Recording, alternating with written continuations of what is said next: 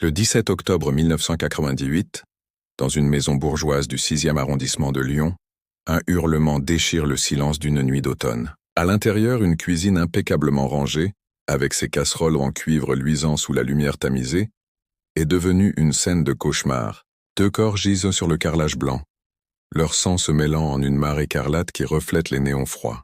Une femme, la gorge tranchée, serre encore un couteau de cuisine dans sa main crispée. À ses côtés, un homme, le visage figé dans une expression de terreur, porte une blessure identique, si précise qu'elle semble presque rituelle. Mais ce n'est pas seulement la brutalité de ce double égorgement qui glace le sang. C'est ce que les enquêteurs découvriront dans les jours suivants. Une toile de secrets familiaux si tordue, si dérangeant, qu'il défie l'imagination. Ce crime n'est pas seulement un meurtre, c'est l'explosion d'une vérité que personne, dans cette maison, n'aurait jamais dû révéler. Bienvenue dans une histoire où la façade d'une famille respectable cache un abîme de trahison, de désirs interdits et de promesses brisées. Ce soir-là, à Lyon, quelque chose d'inimaginable s'est produit. Quelque chose qui vous fera remettre en question ce que vous pensez savoir sur la nature humaine. Qui étaient ces 2 victimes? Pourquoi cette cuisine, lieu de chaleur et de partage, est-elle devenue le théâtre d'une telle horreur? Et surtout, quel secret si monstrueux a pu pousser une famille entière au bord de l'implosion? Ce que vous allez découvrir dans les prochaines minutes n'est pas seulement une affaire criminelle, c'est un voyage dans les recoins les plus sombres de l'âme, où l'amour se transforme en obsession et où la loyauté devient une arme mortelle. Imaginez-vous un instant à la place des voisins, entendant ce cri perçant dans la nuit, ignorant que derrière les murs de cette maison élégante se joue un drame qui ébranlera toute une ville. Ce n'est pas seulement une histoire de crime, c'est une plongée dans la fragilité de nos certitudes. Nous pensons connaître ceux qui nous entourent, nos parents, nos frères, nos sœurs. Mais que se passe-t-il quand les masques tombent, quand les secrets qu'ils gardaient si jalousement éclatent au grand jour? Ce crime à Lyon n'est pas seulement une tragédie, il révèle une vérité universelle. Personne n'est à l'abri de ce qui se tapit dans l'ombre des relations humaines. Et si vous pensez que vous êtes en sécurité, que votre famille, votre foyer, est un refuge, attendez de découvrir ce qui s'est réellement passé dans cette cuisine. Cette affaire est restée enfouie dans l'ombre pendant des années, murmurée dans les cercles d'initiés, mais jamais pleinement racontée. Pourquoi? Parce que ce qu'elle révèle sur nous, sur nos désirs, sur ce que nous sommes capables de faire par amour ou par vengeance, est presque trop difficile à affronter. Pourtant, vous êtes ici, prêts à plonger dans ce mystère, à chercher des réponses à des questions que beaucoup préféreraient ignorer. Qui a tenu le couteau en premier? Était-ce un acte de désespoir, de rage, ou quelque chose de bien plus sinistre? Et pourquoi les voisins, les amis, la communauté entière n'ont-ils rien vu venir? Chaque détail que vous entendrez dans cette histoire vous rapprochera d'une révélation qui pourrait changer votre façon de voir ceux qui vous entourent. Avant de continuer, prenez une seconde pour réfléchir à ce que vous ressentez en ce moment. Ce frisson dans votre nuque, cette curiosité mêlée d'appréhension, c'est exactement ce que nous cherchons à explorer ensemble. Cette histoire n'est pas seulement celle d'un crime, elle parle de nous, de nos failles, de nos peurs, de ce que nous sommes capables de faire quand nous sommes poussés à bout. Si vous êtes prêts à plonger plus loin, à découvrir la vérité cachée derrière ce double égorgement, alors montrez-le. Cliquez sur le bouton « J'aime » pour que d'autres puissent découvrir cette histoire troublante. Et dans les commentaires, laissez cette phrase « Je suis prêt à découvrir la vérité cachée ». En faisant cela, vous ne faites pas qu'interagir avec une vidéo. Vous rejoignez une communauté de curieux, de chercheurs de vérité, ceux qui osent regarder dans l'abîme sans détourner les yeux. Merci d'être ici, d'avoir choisi de faire partie de cette quête pour comprendre ce que personne n'ose raconter. Préparez-vous, car ce qui vient maintenant contient une révélation clé qui changera à jamais votre vision de l'esprit humain. Dans cette maison lyonnaise, derrière les rideaux tirés et les sourires polis, se cache une histoire d'inceste, de trahison et de secrets si profonds qu'ils ont conduit à une nuit de violence inimaginable. Accrochez-vous, car ce n'est que le début. Dans le quartier huppé du 6e arrondissement de Lyon, la maison des Delorme se dressait comme un symbole d'élégance discrète. Une bâtisse de pierre blonde, aux fenêtres ornées de volets bleus impeccablement peints, nichée dans une rue bordée d'arbres, où les voisins échangeaient des salutations polies. À première vue, tout dans cette maison respirait la perfection. Les rosiers du jardin étaient taillés avec soin, les rideaux toujours tirés avec une symétrie irréprochable, et les rires qui s'échappaient parfois lors des dîners de famille semblait témoigner d'une harmonie sans faille. Les Delorme étaient, aux yeux de tous, une famille modèle. Philippe, le père, était un avocat respecté, connu pour son charisme et sa capacité à défendre des affaires complexes avec une assurance presque magnétique. Claire, sa femme, était une ancienne professeure de littérature, désormais dévouée à des œuvres caritatives, toujours vue avec un sourire doux et un foulard de soie noué autour du cou. Leur fille, Élise, 24 ans, travaillait comme assistante dans le cabinet de son père, et leur fils, Julien, 19 ans, étudiait l'architecture à l'université, un jeune homme brillant mais discret, toujours plongé dans ses carnets de croquis. Mais sous cette façade lisse, quelque chose clochait. Les voisins, bien qu'habitués à la routine impeccable des Delorme, avaient commencé à remarquer des détails étranges au fil des mois précédant cette nuit d'octobre 1998. Parfois, tard le soir, une lumière restait allumée dans la cuisine bien après que la famille semblait s'être retirée. Une voisine, Madame Rouvier, une retraitée curieuse qui promenait son chien à des heures indues, jurait avoir vu des ombres se mouvoir derrière les rideaux, comme si quelqu'un discutait avec des gestes brusques. Une autre fois, un livreur avait entendu des éclats de voix étouffés en déposant un colis. Une dispute si intense qu'elle semblait prête à faire trembler les murs. Pourtant, lorsque Claire ouvrait la porte, son sourire était toujours là, intact, comme si rien n'avait jamais troublé la sérénité de la maison. « Tout va bien, merci », et disait-elle, refermant la porte avec une grâce presque théâtrale. Ce qui échappait aux regards extérieurs, c'était la tension qui s'était installée au sein de la famille Delorme, une tension si subtile qu'elle semblait presque invisible, même pour ceux qui vivaient sous ce toit. Philippe, avec son allure imposante et son autorité naturelle, avait toujours été le pilier de la famille. Mais depuis quelques années, ses collègues au cabinet avaient remarqué une nervosité croissante en lui. Il arrivait parfois en retard, les yeux cernés, et ses plaidoiries, autrefois impeccables, trahissaient une distraction inhabituelle. Claire, elle, s'était retirée dans un silence étrange. Ses amis des œuvres caritatives la trouvaient plus distante, comme si elle portait un poids qu'elle ne pouvait partager. Élise, la fille aînée, semblait la seule à maintenir une apparence de normalité, travaillant aux côtés de son père avec une dévotion presque obsessionnelle. Mais ceux qui la connaissaient bien, ses rares amis, ses collègues, remarquaient qu'elle évitait les questions sur sa vie personnelle, détournant la conversation avec un rire nerveux ou une anecdote sur son travail. Julien, le Benjamin, était peut-être le plus énigmatique. À 19 ans, il passait des heures dans sa chambre, dessinant des plans d'édifices qu'il ne montrait à personne. Ses professeurs le décrivaient comme brillant mais renfermé. Un garçon qui semblait toujours ailleurs, comme s'il cherchait à s'échapper d'un monde qu'il ne comprenait pas. Une fois, lors d'un cours, il avait laissé tomber un carnet de croquis. Une camarade, en le ramassant, avait aperçu une esquisse étrange. Une maison, semblable à celle des Delorme, mais entourée de lignes sombres, comme une prison ou une toile d'araignée.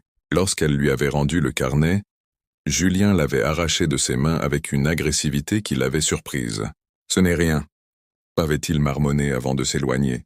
Ce que personne ne savait, c'était que la maison des Delorme était devenue une cocotte minute émotionnelle, où chaque sourire, chaque geste, chaque mot prononcé était calculé pour maintenir une illusion. Les repas de famille, autrefois joyeux, étaient désormais marqués par de longs silences, seulement brisés par le cliquetis des couverts ou une remarque anodine de Claire pour combler le vide. Philippe, qui avait toujours été un père exigeant, semblait de plus en plus absorbé par quelque chose qu'il ne partageait pas. Il passait des heures dans son bureau, des documents éparpillés devant lui, des appels téléphoniques pris à voix basse derrière des portes closes. Claire, elle, avait pris l'habitude de s'asseoir seule dans la cuisine, un verre de vin à la main, fixant le mur comme si elle cherchait une réponse dans les motifs du papier peint.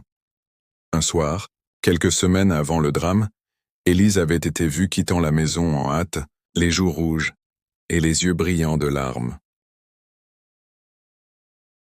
Un voisin qui jardinait à ce moment-là l'avait entendu murmurer quelque chose d'incompréhensible, comme une prière ou une malédiction, avant de monter dans sa voiture et de démarrer en trombe. Julien, quant à lui, avait été aperçu le lendemain, errant dans les rues près de la Saône, les mains enfoncées dans les poches, le regard fixé sur l'eau comme s'il y cherchait une issue. Ces instants, anodins pour ceux qui les avaient observés, étaient les premiers craquements d'une structure familiale qui s'effondrait lentement. Ce que personne ne pouvait imaginer, C'était la nature du secret qui rongeait les Delorme de l'intérieur. Un secret si intime, si tabou, qu'il avait transformé leur maison en une prison invisible. Chaque membre de la famille le portait différemment. Pour l'un, c'était une honte brûlante. Pour un autre, une obsession dévorante. Pour un troisième, une blessure qui ne cicatrisait jamais. Et pour le dernier, c'était une vérité si insupportable qu'elle ne pouvait être affrontée qu'avec un couteau à la main. Le 17 octobre 1988, ce secret a explosé dans la cuisine des Delorme, laissant derrière lui 2 corps et une question qui hanterait Lyon pendant des années. Comment une famille si parfaite en apparence avait-elle pu sombrer dans une telle horreur?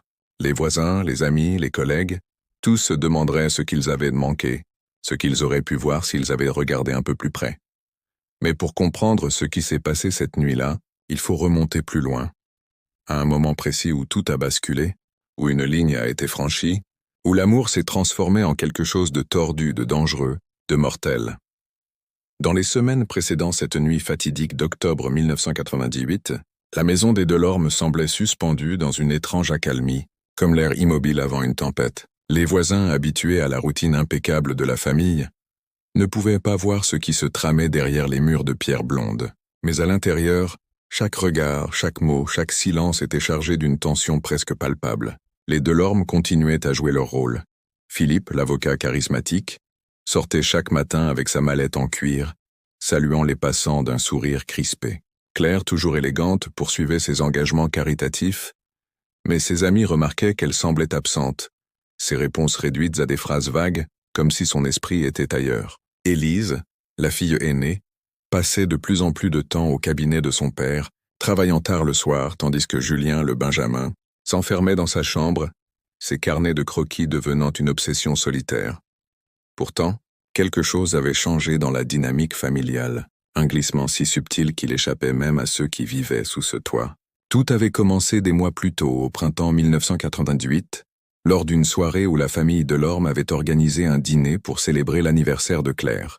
Les invités, des collègues de Philippe, des amis de Claire, quelques cousins éloignés, s'étaient réunis dans la salle à manger, sous le lustre en cristal qui jetait des éclats de lumière sur les verres de vin.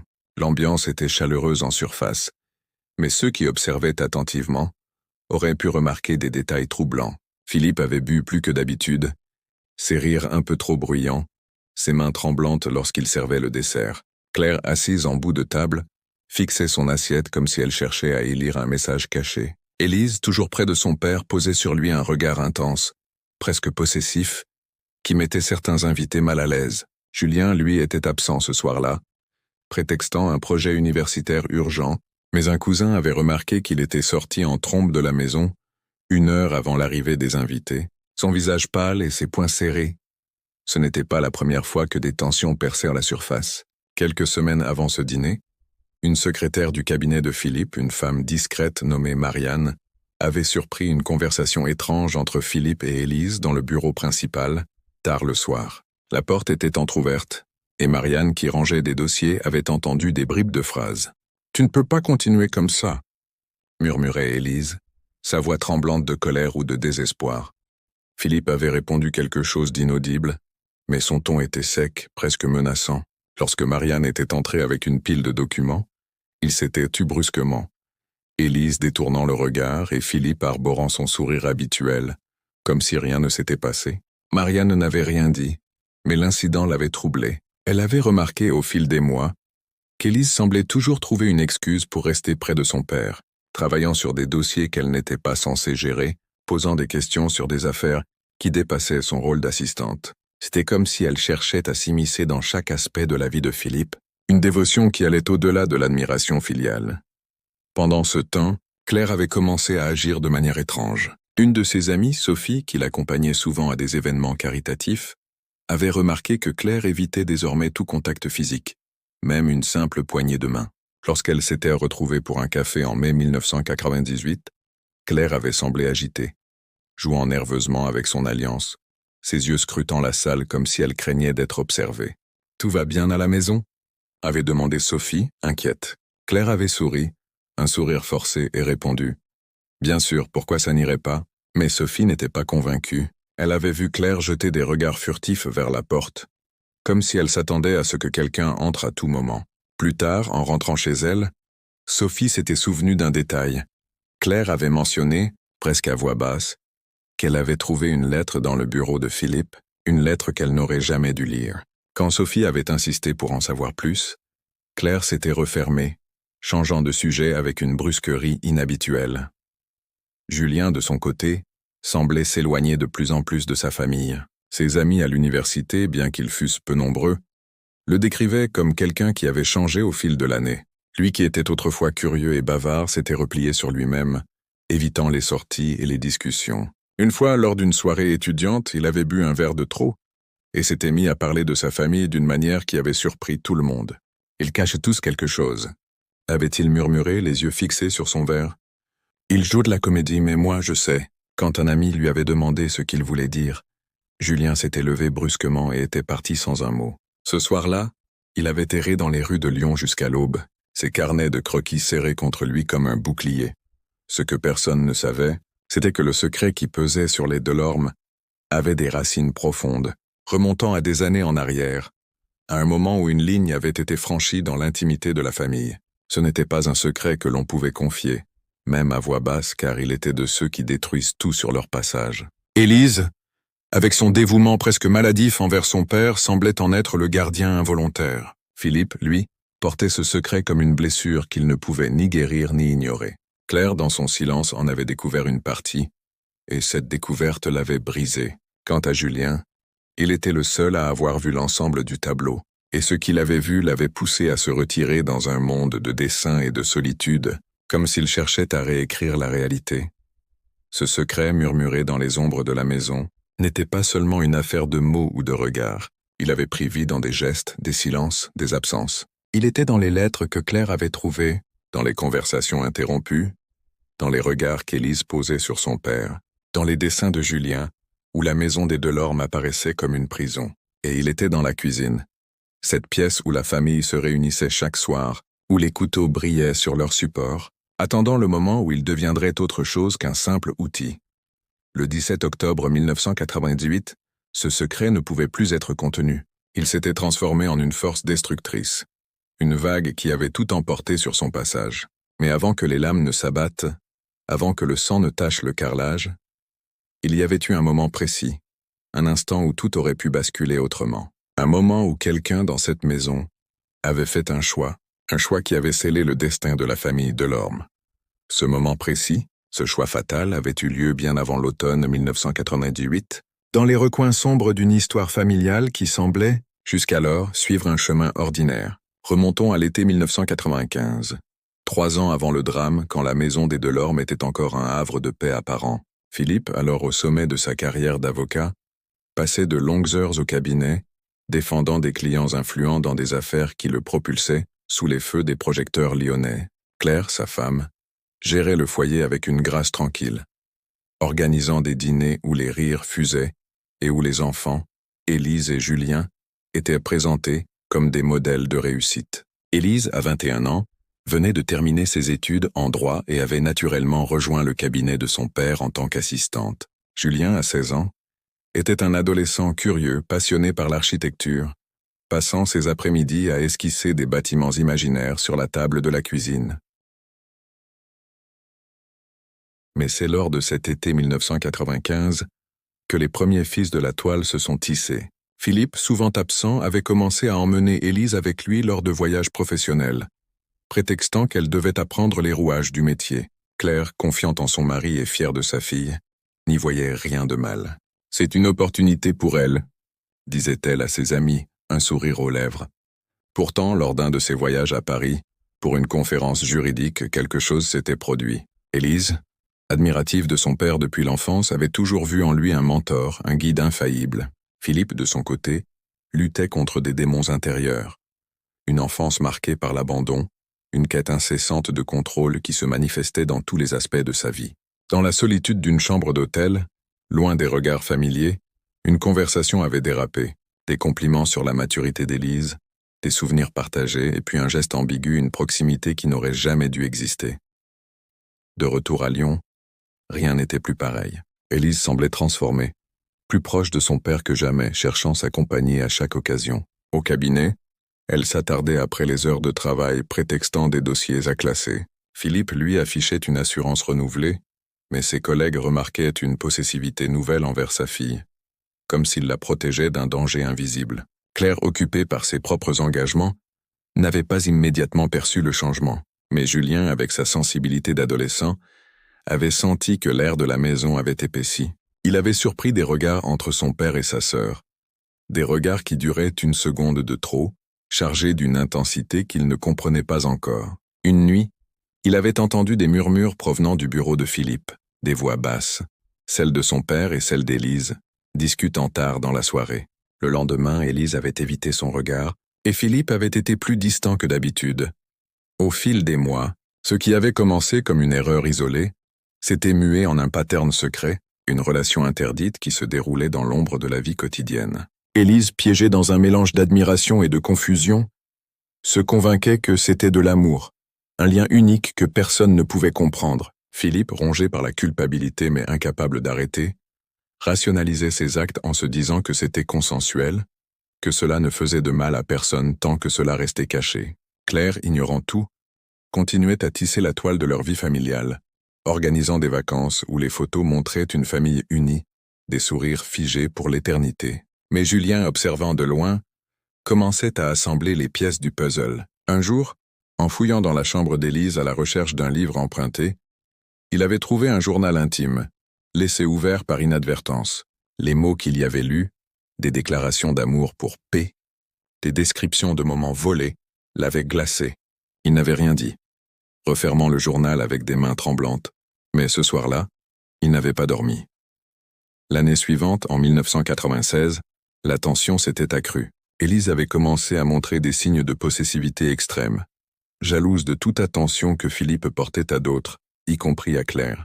Lors d'un dîner familial, elle avait réagi avec une froideur inhabituelle quand Claire avait posé une main affectueuse sur l'épaule de Philippe. « Tu es fatigué ?» avait demandé Claire, inquiète. Élise avait simplement hoché la tête, mais son regard trahissait une rage contenue. Philippe, sentant le danger, avait tenté de mettre de la distance, mais Élise ne l'entendait pas ainsi. Elle l'avait confronté dans son bureau, des larmes aux yeux exigeant des explications. « Tu m'aimes, n'est-ce pas ?» avait-elle murmuré, sa voix brisée. Philippe, piégé par ses propres actes, n'avait pu que hocher la tête, prolongeant ainsi le cycle destructeur. Claire, de son côté, avait commencé à soupçonner quelque chose. Des appels téléphoniques raccrochés quand elle entrait dans la pièce, des absences prolongées d'Élise et Philippe, des silences lourds lors des repas. Une nuit, en fouillant dans le bureau de Philippe à la recherche de factures, elle avait trouvé une lettre, une note manuscrite d'Élise, exprimant des sentiments qui allaient bien au-delà d'une affection filiale. Les mots, simples mais dévastateurs, avaient confirmé ses pires craintes. Elle n'avait rien dit sur le moment, refermant le tiroir comme si de rien n'était. Mais à partir de ce jour, son monde s'était effondré. Elle avait observé sa famille, avec un regard nouveau, voyant les signes qu'elle avait ignorés, les regards complices, les absences synchronisées, la distance croissante de Julien. Julien, quant à lui, luttait avec sa propre découverte. Il avait confronté Élise en privé, un après-midi où ils étaient seuls à la maison. « Qu'est-ce qui se passe avec papa ?» avait-il demandé, sa voix tremblante. Élise avait nié, les yeux fuyants, mais Julien avait insisté. « Je sais ce que j'ai vu. »« C'est mal, Élise. C'est... » Il n'avait pas pu terminer sa phrase. Élise s'était effondrée en larmes, avouant tout dans un murmure étouffé. « C'est plus fort que nous » avait-elle dit. Julien, choqué, avait juré de garder le secret, mais cela l'avait rongé de l'intérieur. Ses dessins étaient devenus plus sombres, des structures tordues, des maisons piégées dans des labyrinthes. En 1997, la situation avait empiré. Claire, rongée par le doute, avait confronté Philippe en privé. « Dis-moi la vérité !» avait-elle imploré, les yeux emplis de larmes. Philippe avait d'abord nié, mais face à l'évidence, il avait avoué, minimisant l'affaire comme une erreur passagère. Claire, dévastée, avait choisi de rester par peur du scandale, par attachement à ses enfants, par une illusion d'amour qui persistait malgré tout. Mais le pardon n'était pas venu. Au lieu de cela, une trahison plus profonde s'était installée, une méfiance qui empoisonnait chaque interaction. Élise, sentant la menace, était devenue plus insistante, exigeant de Philippe qu'il choisisse. Julien, témoin silencieux, avait commencé à s'éloigner, passant plus de temps dehors, évitant les confrontations. La maison des Delorme, autrefois un refuge, était devenue un champ de mines émotionnelles, où chaque mot pouvait déclencher une explosion. Ce choix initial, cette ligne franchie en 1995, avait mis en motion une chaîne d'événements inexorables. Le secret, une fois né, avait grandi comme une ombre, enveloppant la famille dans un voile de mensonges et de souffrances cachées. Et à mesure que 1998 approchait, la pression montait, menant inévitablement à cette nuit d'octobre, où tout basculerait dans la cuisine, là où les secrets finiraient par éclater au grand jour. À mesure que l'année 1998 s'avançait, la chaîne d'événements déclenchée par cette ligne franchie 3 ans plus tôt s'était resserrée autour de la famille Delorme, comme un nœud coulant invisible. La maison du 6e arrondissement, autrefois un symbole de stabilité, était devenue un théâtre d'ombre, où chaque membre jouait un rôle précaire, masquant des émotions bouillonnantes, sous une apparence de normalité. Philippe, l'avocat au sommet de sa carrière, sentait le poids de ses secrets peser sur ses épaules comme un fardeau insurmontable. Ses nuits étaient hantées par des regrets fugaces, des moments où il se réveillait en sueur, revivant les choix qu'il avait menés là. Au cabinet, ses performances s'émoussaient, il oubliait des détails dans ses plaidoiries, annulait des rendez-vous sous prétexte de fatigue. Ses collègues murmuraient entre eux, se demandant si le stress d'une affaire récente n'était pas en cause, ignorant que le vrai tourment était bien plus personnel. Claire, depuis sa découverte de la lettre en 1997, avait traversé un océan de sentiments contradictoires. D'abord le choc, une vague glacée qui l'avait laissé immobile pendant des heures, fixant le vide. Puis la colère, une rage sourde qu'elle contenait à grand-peine, se manifestant par des gestes brusques, une tasse brisée dans l'évier, un livre jeté contre le mur. Elle avait choisi de ne pas confronter Élise directement, craignant que cela ne détruise irrémédiablement la famille. Au lieu de cela, elle observait, notant chaque interaction entre Philippe et leur fille avec une vigilance accrue. Lors des repas, elle surprenait des regards complices, des mains qui s'effleuraient sous la table, et chaque fois son cœur se serrait un peu plus. Ses amis des œuvres caritatives la trouvaient changée, plus retirée, prétextant des migraines pour annuler des engagements. Une fois, lors d'un thé avec Sophie, elle avait failli craquer, ses lèvres tremblantes sur le point de laisser échapper la vérité. Mais elle s'était retenue, murmurant simplement « La vie de famille n'est pas toujours ce qu'elle paraît ». Sophie avait hoché la tête, inquiète mais n'avait pas insisté. Élise, piégée dans le tourbillon de ses émotions, vivait dans un état constant d'anxiété. Son attachement à Philippe avait évolué en une obsession qui la consumait. Elle passait des heures à relire des notes qu'elle avait échangées avec lui, des messages codés dissimulés dans des dossiers professionnels. Au travail, elle veillait jalousement sur son père, interceptant des appels, organisant son agenda pour maximiser leur temps seul à seul. Mais elle sentait la distance que Philippe tentait d'instaurer, des refus polis à ses avances, des excuses pour rentrer tôt à la maison. Cela l'avait rendue irritable, ses interactions avec Claire devenant tendues, chargées d'une hostilité larvée. Une après-midi dans la cuisine, alors qu'elle préparait le dîner, Élise avait laissé échapper un commentaire acerbe sur la façon dont Claire gérait le foyer. « Tu pourrais faire un effort pour lui ?» avait-elle dit, les yeux brillants. Claire avait posé le couteau qu'elle tenait, fixant sa fille avec un regard qui en disait long. « Un effort pour qui exactement ?» avait-elle répondu, sa voix calme mais tranchante. Élise avait pâli, détournant le regard, et le silence qui avait suivi était lourd de non-dits. Julien, le témoin muet de ce drame familial, portait le fardeau le plus lourd pour son jeune âge. À 19 ans, il naviguait entre la loyauté envers sa sœur, la colère envers son père et la pitié pour sa mère. Ses études en architecture en souffraient. Ses professeurs notaient une baisse de concentration, des projets rendus en retard.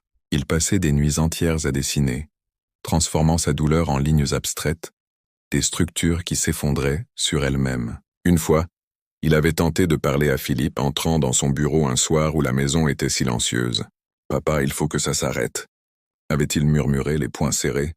Philippe l'avait regardé, les yeux fatigués, et avait simplement répondu « Tu ne comprends pas, Julien. C'est plus compliqué que ça. » Julien était sorti frustré, sentant que les murs de la maison se refermaient sur lui. Il avait commencé à éviter Élise, prétextant des révisions pour ne pas croiser son chemin, mais les souvenirs de leur conversation passée le hantaient. Au printemps 1998, les tensions avaient atteint un point critique. Une dispute avait éclaté entre Philippe et Claire, tard dans la nuit, leurs voix étouffées traversant les murs fins. Julien, éveillé dans sa chambre, avait entendu des bribes. « Comment as-tu pu ?»« Avec notre fille ?» accusait Claire, sa voix brisée. Philippe, défensif, murmurait des justifications qui sonnaient creux. Le lendemain, l'atmosphère était électrique. Élise avait remarqué les yeux rougis de sa mère, et une peur nouvelle s'était installée en elle. Elle avait confronté Philippe au cabinet, exigeant des assurances. « Elle sait ?» avait-elle demandé, paniquée. Philippe avait nié, mais son hésitation l'avait trahi. À partir de ce moment, Élise avait commencé à surveiller Claire, notant ses allées et venues, craignant une confrontation imminente. Claire, de son côté, avait cherché du réconfort dans la solitude. Elle passait des heures dans la cuisine, fixant les ustensiles alignés, imaginant des scénarios où elle pourrait tout révéler. Une lettre anonyme à un collègue de Philippe, une discussion avec un prêtre. Mais chaque idée la terrifiait, la perspective du scandale, de la destruction de leur vie sociale, la retenant. Elle avait même envisagé de partir, emballant une valise en secret un après-midi, mais l'avait rangée, incapable de franchir le pas. Julien, apercevant la valise ouverte, avait compris et s'était approché d'elle. « Maman, je sais aussi », avait-il avoué, les larmes aux yeux. Claire l'avait serré dans ses bras. Un moment de connexion rare dans ce chaos, mais cela n'avait fait qu'amplifier sa résolution de rester, pour protéger son fils au moins. L'été 1998 avait apporté une chaleur oppressante à Lyon, miroir de l'atmosphère suffocante dans la maison de Lorme.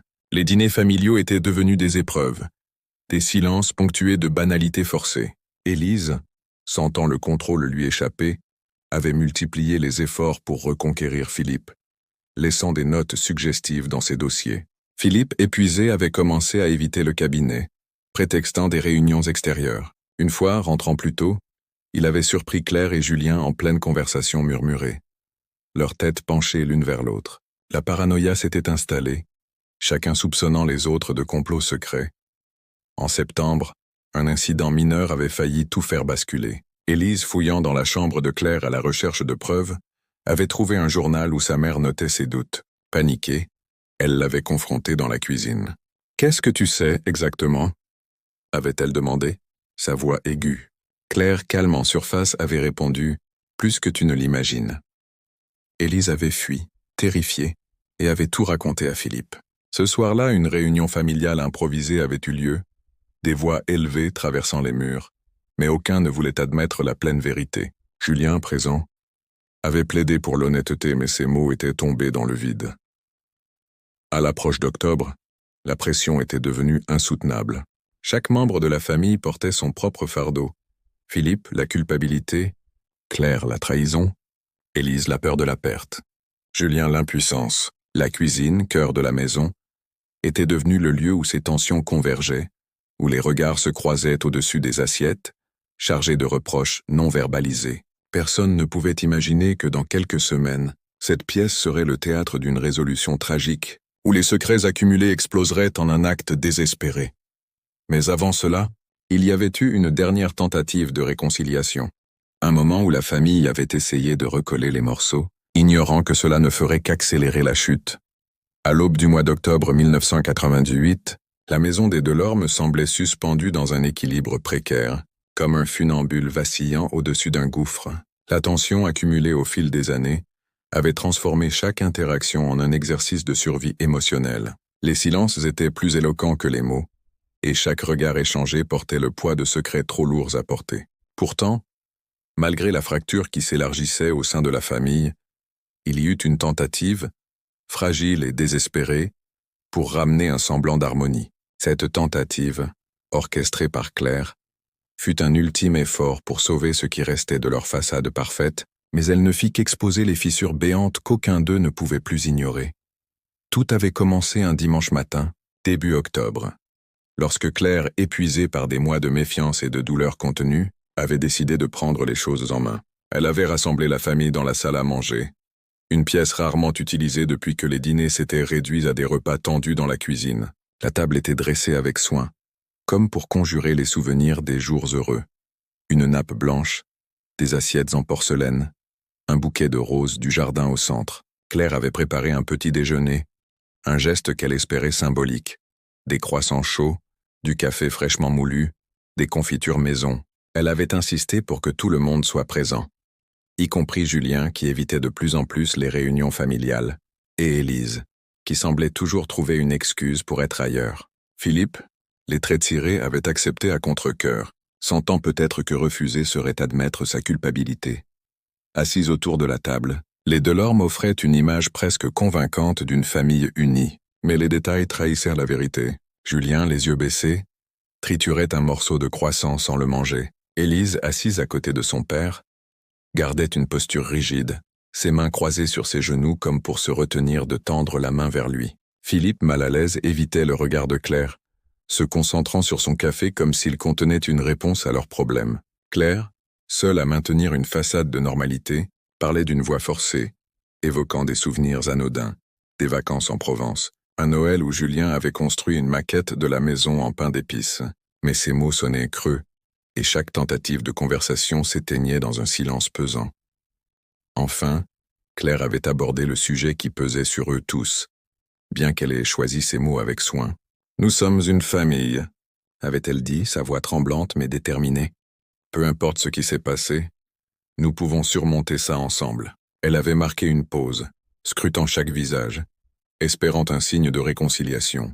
Julien avait levé les yeux, un éclat d'espoir dans son regard, mais il n'avait rien dit. Élise, elle, avait serré les lèvres, ses doigts se crispant sur la nappe. Philippe avait tenté un sourire, mais il était si fragile qu'il semblait prêt à s'effondrer. « Tu as raison, Claire », avait-il murmuré, mais sa voix manquait de conviction. Ce moment aurait pu être un tournant, un instant où la vérité aurait pu être mise sur la table, où les blessures auraient pu commencer à guérir. Mais la tentative de Claire était vouée à l'échec, car elle reposait sur une illusion. L'idée que les Delorme pouvaient revenir en arrière, effacer ce qui avait été fait. Au lieu de cela, ces mots avaient agi comme une étincelle sur un baril de poudre. Élise, incapable de supporter l'idée d'une confrontation ouverte, s'était levée brusquement, renversant sa chaise. « Tu ne comprends rien », avait-elle crié, les larmes aux yeux, avant de quitter la pièce en trombe. Julien avait tenté de la suivre, mais Claire l'avait retenue, posant une main sur son bras. « Laisse-la », avait-elle murmuré, ses propres yeux brillants de larmes.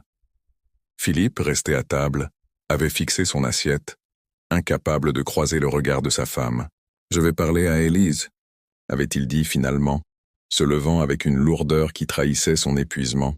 Claire l'avait regardé partir, sentant une nouvelle vague de désespoir l'envahir. Elle savait que Philippe n'irait pas calmer Élise, mais plutôt chercher à apaiser sa propre culpabilité, à maintenir le fragile statu quo qui les maintenait tous enchaînés à ce secret. Dans les jours qui suivirent, la tentative de Claire n'avait fait qu'aggraver les choses. Élise, se sentant trahie par l'initiative de sa mère, s'était rapprochée encore plus de Philippe, laissant des messages dans son bureau, des mots d'amour désespérés qui frôlèrent la menace. « Si tu me repousses, je ne sais pas ce que je ferai », écrivait-elle dans une note que Philippe avait trouvée glissée dans un dossier.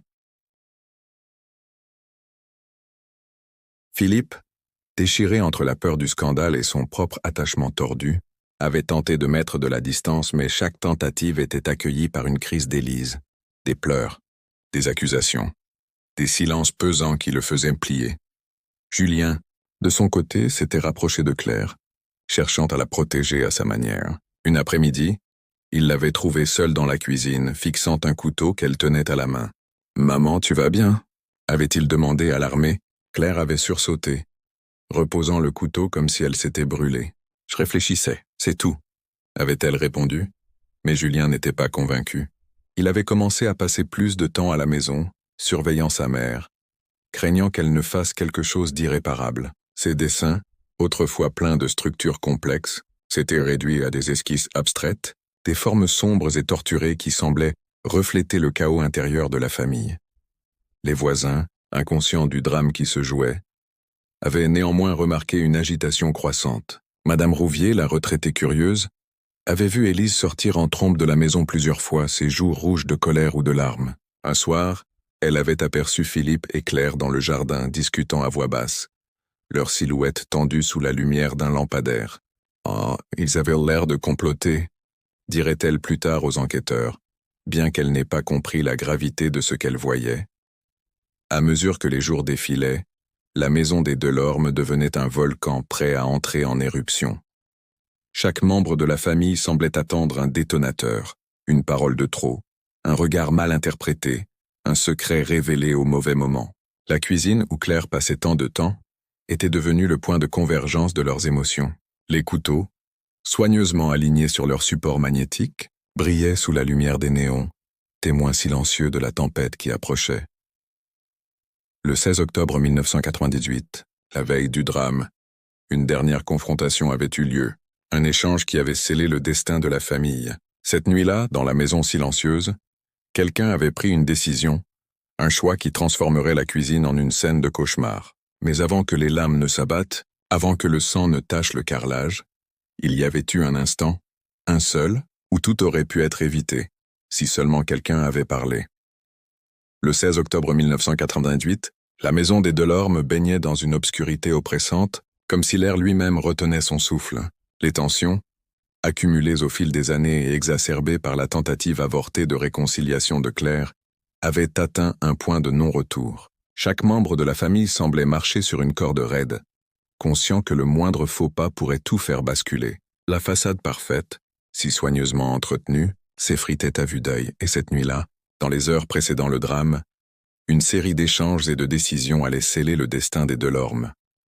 La journée avait commencé de manière presque banale. Philippe était rentré tard du cabinet, prétextant une réunion prolongée, mais ses yeux cernés trahissaient une fatigue bien plus profonde. Claire, qui avait passé l'après-midi à ranger mécaniquement la maison, l'avait à peine regardé lorsqu'il avait franchi la porte. Elle s'était retirée dans la cuisine, son refuge désormais habituel, où elle épluchait des légumes avec une précision presque obsessionnelle. Élise, de son côté, était restée au cabinet plus longtemps que nécessaire, triant des dossiers qu'elle avait déjà classés, incapable de supporter l'idée de rentrer dans une maison où elle se sentait de plus en plus exposée. Julien, quant à lui, avait passé la journée à l'université, mais ses pensées étaient ailleurs.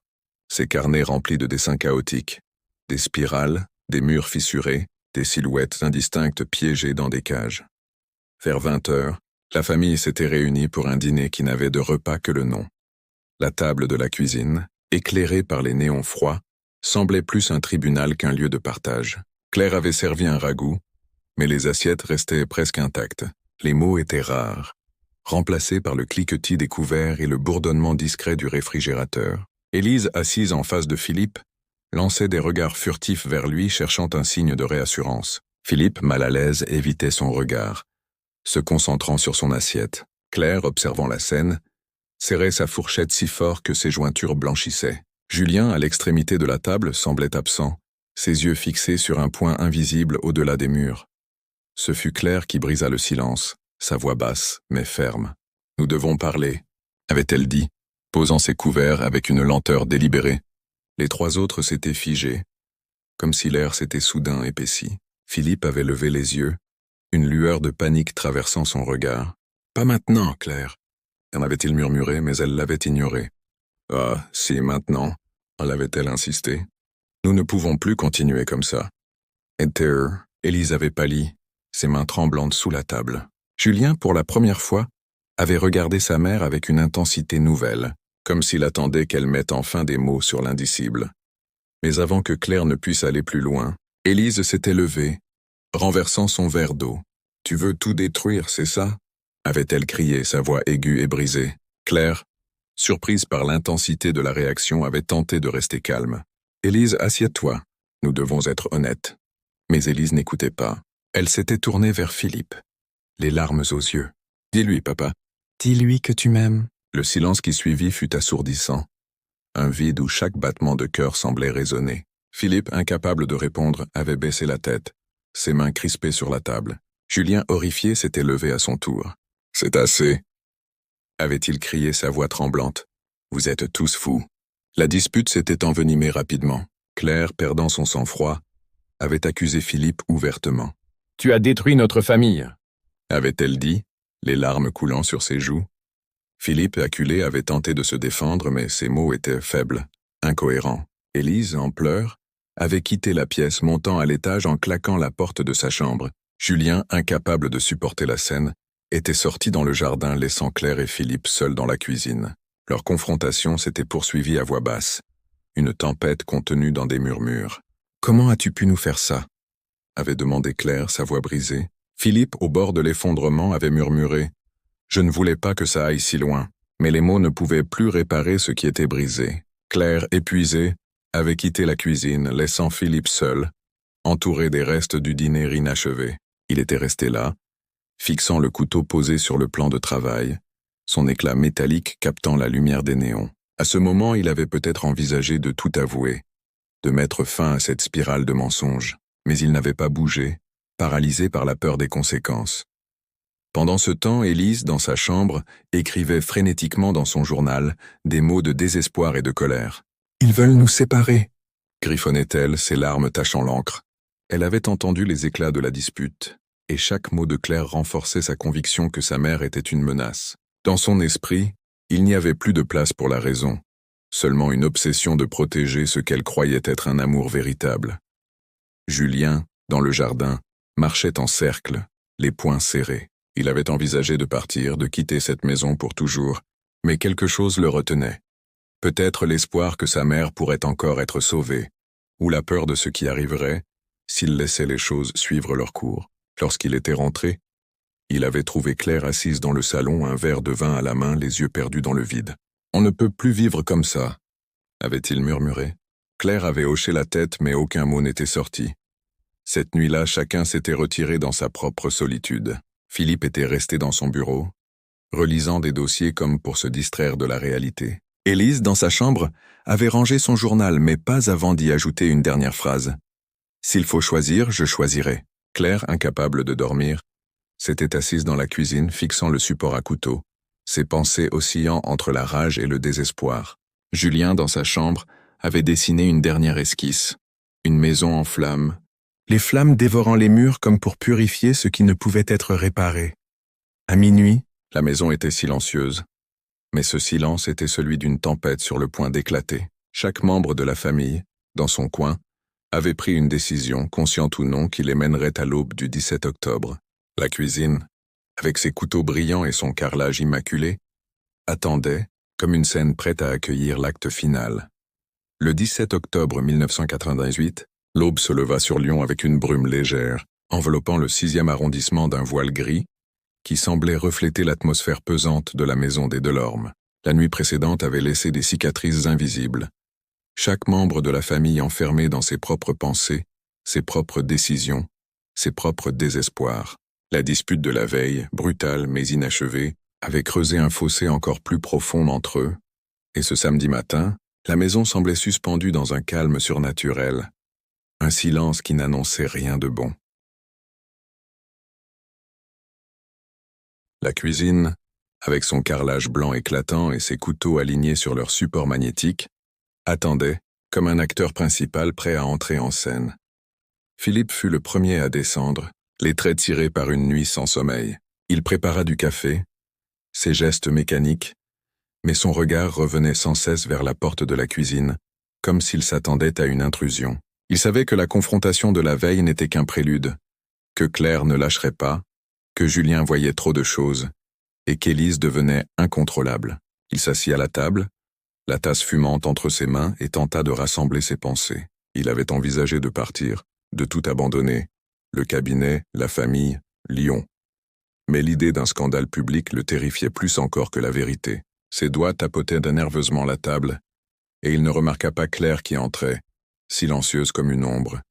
Claire, vêtue d'un peignoir bleu pâle, semblait avoir vieilli de 10 ans en une nuit. Ses yeux, rougis par les larmes, étaient fixés sur Philippe avec une intensité qui le fit tressaillir. Elle ne dit rien au début, se contentant de prendre une tasse et de se servir du café. Mais son silence était plus éloquent qu'un discours. Lorsqu'elle s'assit en face de lui, elle posa ses mains à plat sur la table comme pour se préparer à une bataille. « Il faut que ça s'arrête, Philippe », dit-elle enfin, sa voix basse mais ferme. « Aujourd'hui. » Philippe ouvrit la bouche pour répondre, mais aucun mot ne vint. Il savait qu'elle avait raison. Mais il était pris au piège de ses propres erreurs, incapable de voir une issue. À l'étage, Élise s'était réveillée tôt, hantée par les mots de la veille. Elle avait passé la nuit à relire son journal, à revivre les moments volés avec son père, à se convaincre qu'elle pouvait encore sauver ce qu'ils avaient, mais la peur l'envahissait, peur de Claire, de ses accusations, de la vérité qui menaçait d'éclater. Elle descendit l'escalier sur la pointe des pieds, ses cheveux défaits, son visage marqué par l'angoisse. Lorsqu'elle entra dans la cuisine et vit ses parents assis là, elle se figea. « Qu'est-ce que vous faites ?» demanda-t-elle, sa voix tremblante. Claire la regarda, et pour la première fois, il n'y avait ni douceur ni retenue dans son regard. « Nous parlons, Élise, » répondit-elle. « Il est temps. » Julien, réveillé par le bruit des voix, descendit à son tour. Il avait à peine dormi. Ses rêves peuplés d'images de maisons en ruine. En entrant dans la cuisine, il sentit immédiatement la tension, comme une charge électrique dans l'air. Il s'arrêta dans l'embrasure de la porte, observant la scène. Philippe, tête baissée, Claire, inflexible, et Élise, au bord de l'effondrement. « Qu'est-ce qui se passe ?» murmura-t-il. Mais personne ne lui répondit. Il s'assit à l'écart, près du comptoir, ses mains serrées autour de l'un de ses carnets, comme un talisman. Ce qui suivit fut une confrontation d'une intensité brutale, bien que contenue dans des murmures et des silences. Claire prit la parole, sa voix gagnant en force à mesure qu'elle parlait. « J'ai tout vu, tout compris, » dit-elle, fixant Philippe, puis Élise. « Vous pensiez que je ne saurais pas, que je fermerais les yeux pour toujours ?» Élise tenta de protester, mais Claire l'interrompit. « Non, Élise, plus de mensonges. » Elle se tourna vers Philippe. « Tu as détruit notre famille. Et toi, Élise, tu as choisi de suivre ce chemin. » Les mots étaient comme des coups, chacun frappant plus fort que le précédent. Élise, incapable de contenir sa panique, se mit à crier. « Ah, tu ne comprends rien. Ce n'est pas ce que tu crois. » Mais ses protestations sonnaient creuses, désespérées. Philippe, acculé, tenta de calmer la situation. « Claire, arrête. On peut trouver une solution. » Mais Claire secoua la tête. « Il n'y a pas de solution, Philippe. Pas après ce que vous avez fait. » Julien, jusqu'alors silencieux, explosa soudain. « Vous êtes tous malades, » cria-t-il, se levant d'un bond. « Vous avez tout gâché. Pourquoi personne n'a rien dit avant ?» La dispute atteignit son paroxysme lorsqu'Élise, en larmes, s'approcha de Philippe, saisissant son bras. « Dis-lui que tu m'aimes, » implora-t-elle. Claire, horrifiée, se leva, renversant sa tasse. « Ah, comment oses-tu » hurla-t-elle, sa voix brisant le silence de la maison. À cet instant, quelque chose se rompit dans l'équilibre fragile de la famille. Philippe, pris entre deux feux, tenta de se dégager d'Élise, mais son geste brusque la fit trébucher contre le comptoir. Dans un réflexe, Élise attrapa un couteau du support magnétique, non pas pour attaquer, mais comme un bouclier, un symbole de son désespoir. Claire, voyant le couteau, recula, son visage blême. « Élise, pose ça, » dit-elle, sa voix tremblante. Julien, paniqué, s'interposa. « Arrêtez, tous !» cria-t-il, mais sa voix se perdit dans le chaos. Philippe, les yeux écarquillés, tenta de reprendre le contrôle. « Oh, tout le monde se calme !» ordonna-t-il, mais sa voix manquait d'autorité. À cet instant, la cuisine, ce lieu où la famille s'était autrefois réunie pour rire et partager, devint une arène où chaque mot, chaque geste semblait chargé de violence potentielle. Ce fut alors qu'un hurlement déchira l'air, un cri si primal qu'il fit trembler les murs. Personne plus tard ne pourrait s'accorder sur qui l'avait poussé, Élise dans sa panique, Claire dans sa rage, ou Julien dans son impuissance. Mais ce cri marqua le point de rupture. Dans les secondes qui suivirent, un mouvement brusque, un geste mal calculé, transforma la confrontation verbale en quelque chose de bien plus terrible. Le couteau, tenu par une main tremblante, trouva une gorge, puis une autre. Le sang éclaboussa le carrelage, et la cuisine, si propre et ordonnée, devint le théâtre d'une horreur inimaginable. Mais qui avait tenu le couteau? Et pourquoi? Les réponses à ces questions restaient suspendues dans l'air, aussi insaisissables que la brume qui enveloppait Lyon ce matin-là. Ce qui était certain, c'est que la maison des Delorme, avec ses secrets et ses trahisons, ne serait plus jamais la même. Dans les heures qui suivirent ce hurlement primal dans la maison des Delorme, le 17 octobre 1988, le quartier huppé du 6e arrondissement de Lyon se transforma en une scène de confusion et de choc. Les voisins, alertés par le cri perçant qui avait traversé les murs comme un appel au secours, avaient appelé la police, leur voix tremblante au téléphone décrivant un son qu'ils n'oublieraient jamais. Madame Rouvier, la retraitée curieuse qui promenait souvent son chien, fut la première à composer le numéro d'urgence, son cœur battant la chamade alors qu'elle fixait la maison au volet bleu, maintenant silencieuse comme une tombe. « Il y a eu un cri terrible » murmura-t-elle à l'opérateur, comme si quelqu'un mourait. Les sirènes ne tardèrent pas à déchirer l'air automnal, et bientôt, des voitures de police et une ambulance s'arrêtèrent devant la bâtisse de pierre blonde, leurs gyrophares jetant des éclats bleus et rouges sur les façades voisines. Les premiers agents sur place, 2 officiers expérimentés du commissariat local frappèrent à la porte avec une urgence contenue. Pas de réponse.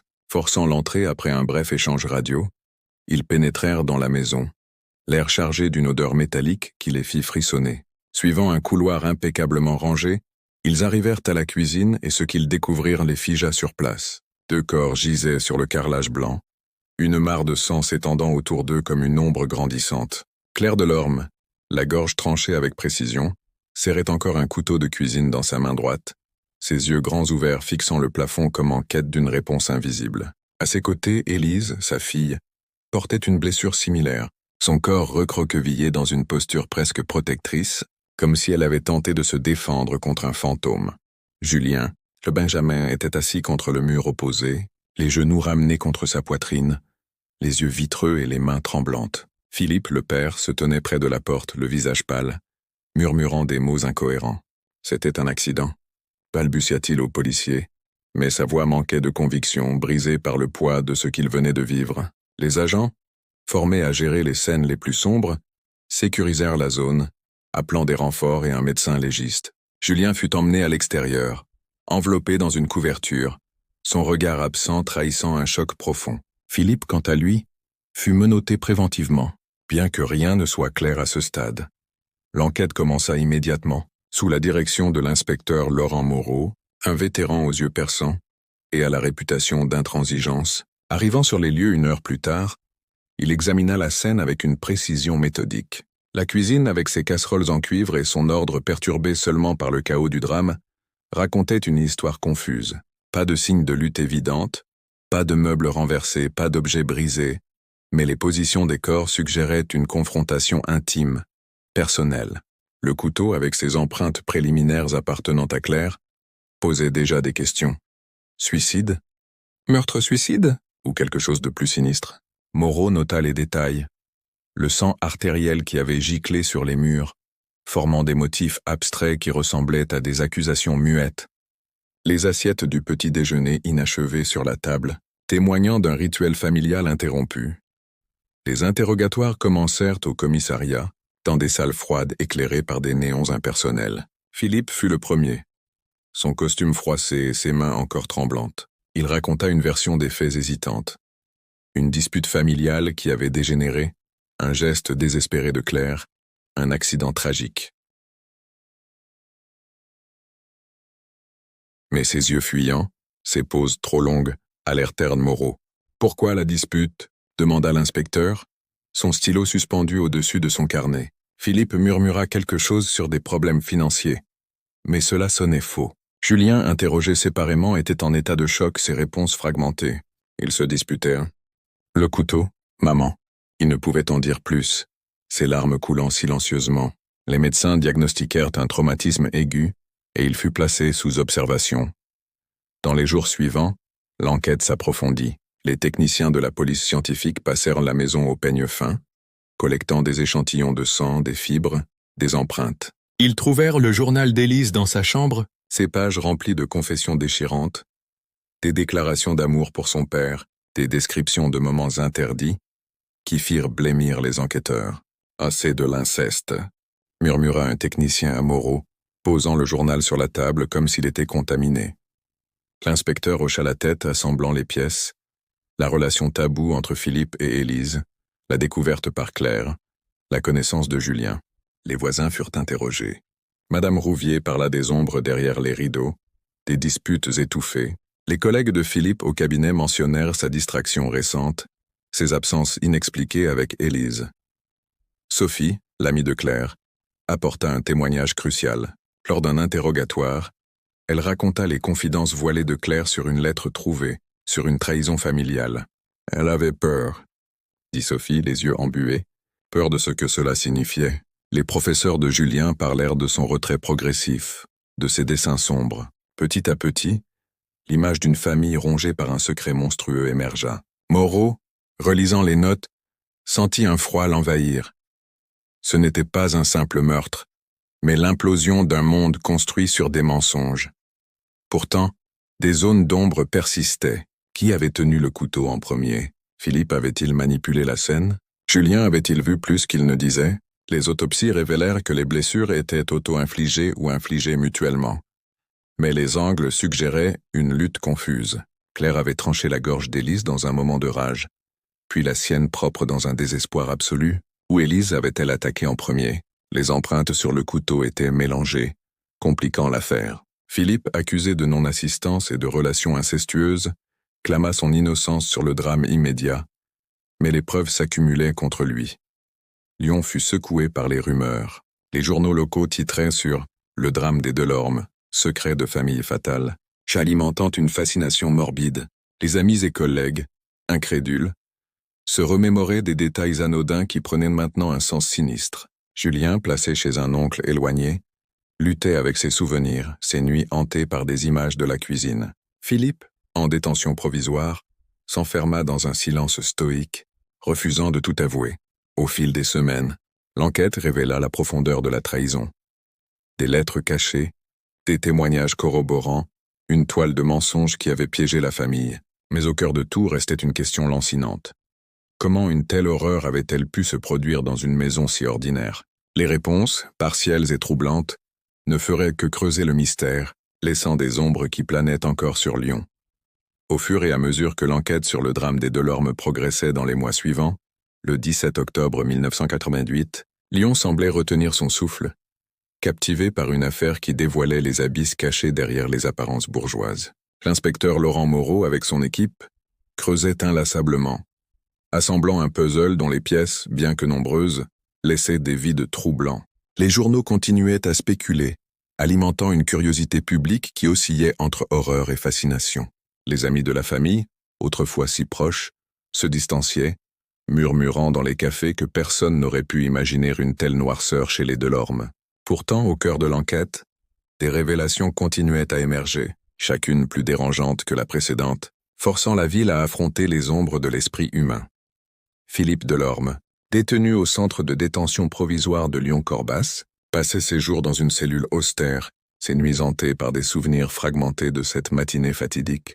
Lors des interrogatoires répétés, il maintenait une version des faits qui évoluait subtilement. Une dispute qui avait escaladé, un geste impulsif de Claire, une tentative désespérée d'Élise pour intervenir, mais les incohérences étaient flagrantes. Pourquoi n'avait-il pas appelé les secours immédiatement? Pourquoi ces empreintes étaient-elles sur le manche du couteau, mélangées à celles de Claire? Moreau, assis en face de lui dans la salle d'interrogatoire au mur gris, posait ses questions avec une patience calculée, notant chaque hésitation, chaque regard fuyant. « Vous protégez quelque chose, monsieur Delorme », disait-il, sa voix calme comme une lame. Philippe, les yeux baissés, murmurait « Je protège ce qui reste de ma famille », mais ces mots ne faisaient de qu'approfondir le mystère. Julien, placé chez un oncle maternel dans la banlieue lyonnaise, luttait pour reconstruire sa vie. Les psychologues qui le suivaient notaient son retrait émotionnel, ses séances marquées par de longs silences entrecoupés de descriptions floues de la scène. « J'ai vu le couteau », disait-il parfois, ses mains tremblantes. Mais tout est arrivé si vite. Ses dessins, qu'il continuait à produire compulsivement, étaient devenus des preuves indirectes pour l'enquête, des esquisses de la cuisine, des figures indistinctes avec des lignes sombres traversant leur cou, comme des stigmates. Moreau l'avait interrogé doucement, conscient de sa fragilité, mais Julien évitait les détails cruciaux, comme si révéler tout risquait de le briser définitivement. Une fois lors d'une session, il avait murmuré « C'était à cause du secret. Le secret les a tués. » Cela avait conduit les enquêteurs à approfondir le journal d'Élise, dont les pages révélaient non seulement l'inceste, mais aussi des menaces voilées envers Claire. Des phrases comme « Si elle nous sépare, je ne réponds de rien ». Les analyses médico-légales apportèrent des éléments contradictoires. Le légiste, un expert chevronné nommé Dr Émilie Laurent, examina les blessures avec une précision scientifique. La gorge de Claire présentait une entaille hésitante, comme si la main qui l'avait infligée avait tremblé, tandis que celle d'Élise était plus nette, suggérant une force déterminée. Mais qui avait frappé en premier? Les éclaboussures de sang indiquaient une proximité intime, une lutte où les corps s'étaient entremêlés. Des traces de peau sous les ongles d'Élise correspondaient à Claire, indiquant une défense mais rien n'excluait une mise en scène. Philippe, interrogé sur ces détails, secoua la tête. « Je n'ai rien vu, j'étais figé. » Julien, de son côté, affirmait avoir tourné la tête au moment critique, un détail qui sonnait comme une protection instinctive. Au-delà de la scène du crime, l'enquête s'étendit aux cercles extérieurs. Les collègues de Philippe au cabinet furent réinterrogés, révélant des rumeurs sur sa relation avec Élise, des absences communes, des regards complices lors de réunions. Une secrétaire, Marianne, admit avoir surpris une conversation ambiguë des mois auparavant, ses mots hésitants ajoutant une couche de suspicion. Sophie, l'amie de Claire, produisit des notes de leur discussion, où Claire évoquait une trahison impardonnable, sans entrer dans les détails. Ces témoignages peignaient un portrait d'une famille au bord de l'implosion, où le secret avait agi comme un poison lent, corrompant chaque lien. En janvier 1999, l'affaire prit un tournant avec la découverte d'une lettre cachée dans le bureau de Philippe. Une note de Claire, datée de la veille du drame, exprimant son intention de tout révéler à un avocat ami. « Je ne peux plus vivre avec ça », écrivait-elle, ses mots tremblants sur le papier. Cela suggérait un mobile pour Philippe, empêcher la révélation, mais il nia l'avoir lu. Julien, confronté à cette lettre, éclata en sanglots. Elle voulait nous sauver. Cette pièce fit pencher l'accusation vers un meurtre orchestré, avec Philippe comme instigateur, manipulant la scène pour simuler un suicide mutuel. Le procès, ouvert en juin 1999, transforma l'affaire en un spectacle public. La salle d'audience du tribunal de Lyon était comble, les journalistes notant chaque détail. Philippe, amaigri et pâle, plaida l'innocence, son avocat arguant d'un drame familial spontané. Julien, témoin clé, témoigna avec une voix brisée, ses mots entrecoupés de pauses. Personne n'a voulu ça. C'était inévitable. Les experts se succédèrent, débattant des blessures, des psychologies. Le procureur peignit Philippe comme un manipulateur, Élise comme une victime consentante devenue menace, Claire comme la martyre. Mais des doutes persistaient. Aucune preuve irréfutable ne liait Philippe directement aux actes. Le verdict, rendu après des délibérations tendues, fut un compromis. Philippe fut condamné pour inceste et non-assistance, mais acquitté pour meurtre, faute de preuves suffisantes. Julien, exempt de charge, quitta Lyon pour Paris, cherchant l'anonymat. Mais l'affaire laissa un vide, des questions sans réponse. Qui avait vraiment tenu le couteau? Était-ce un acte de désespoir collectif? Ou une main cachée avait-elle guidé le destin? Les ombres du drame persistaient, hantant ceux qui avaient à toucher à cette vérité troublante, rappelant que certains secrets, une fois libérés, ne peuvent être refermés. Au terme de cette plongée dans les abysses de la famille Delorme, où un secret tabou a tissé une toile de trahison et de désespoir, menant à une nuit fatidique dans une cuisine lyonnaise, une réflexion s'impose sur la fragilité de l'âme humaine. Ce qui s'est passé le 17 octobre 1998 n'était pas seulement un drame isolé, mais un miroir tendu à nous tous, révélant comment les liens les plus intimes peuvent se transformer en chaînes invisibles, comment l'amour dévoyé peut corrompre les fondations mêmes d'une existence. Philippe avec ses choix irrémédiables, Claire rongée par une découverte qui a ébranlé sa réalité, Élise piégée dans une obsession qui l'a consumée, et Julien, témoin impuissant d'une implosion familiale.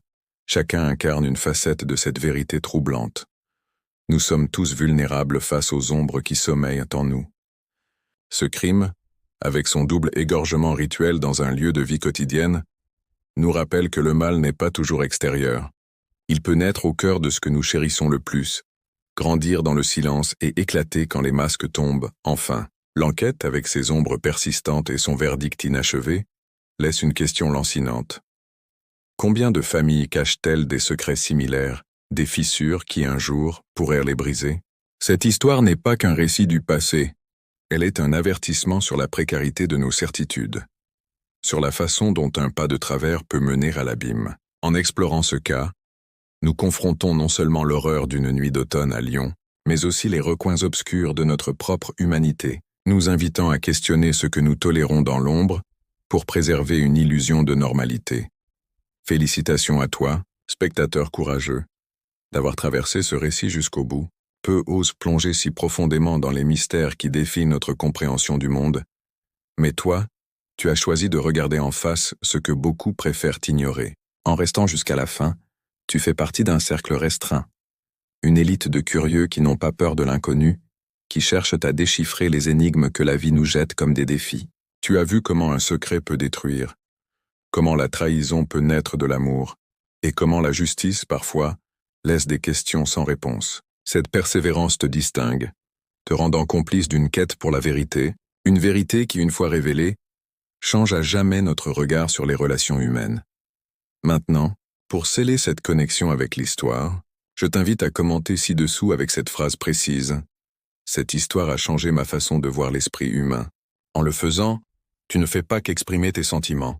Tu te positionnes comme l'un des abonnés les plus engagés de cette chaîne, un pilier de notre communauté dédiée à explorer l'étrange et l'inexpliqué. Tes mots contribueront à enrichir les discussions, à inspirer d'autres à partager leurs réflexions et à bâtir un espace où nous décryptons ensemble ces affaires qui hantent l'imaginaire collectif. Imagine, chaque commentaire est comme une clé ouvrant une nouvelle porte sur le mystère, reliant des esprits curieux à travers le monde. Et parce que des histoires comme celle des Delorme méritent d'être connues, partage cette vidéo avec ceux qui, comme toi, sont fascinés par les secrets obscurs. En la diffusant, tu permets à d'autres de découvrir ce que personne n'ose raconter, d'entrer dans ce tunnel sombre où la vérité attend, tapis dans l'ombre. Chaque partage est un acte de courage, une façon de briser le silence qui entoure ces drames, et de rappeler que la connaissance est notre meilleure arme contre l'inconnu. Pour ne rien manquer des prochaines explorations, abonne-toi à la chaîne dès maintenant. Imagine-toi comme un explorateur des abysses, descendant dans des grottes oubliées où les secrets murmurent leur vérité. En t'abonnant, tu deviens membre d'une communauté unique, un groupe d'âmes intrépides qui osent affronter l'énigmatique, l'étrange, le sinistre. Active la cloche pour être alerté des nouvelles vidéos et maintiens vivante cette curiosité qui te pousse à questionner le monde. Regarde d'autres vidéos sur la chaîne. Des récits de disparitions inexplicables, d'affaires non résolues, de crimes qui défient la logique. Pour continuer ce voyage vers l'inexplicable, chaque histoire est une pièce supplémentaire dans le puzzle de l'humain. Une invitation à explorer ce qui se cache derrière les façades quotidiennes. Merci d'avoir été avec nous jusqu'ici. À bientôt pour de nouvelles révélations qui te marqueront à jamais.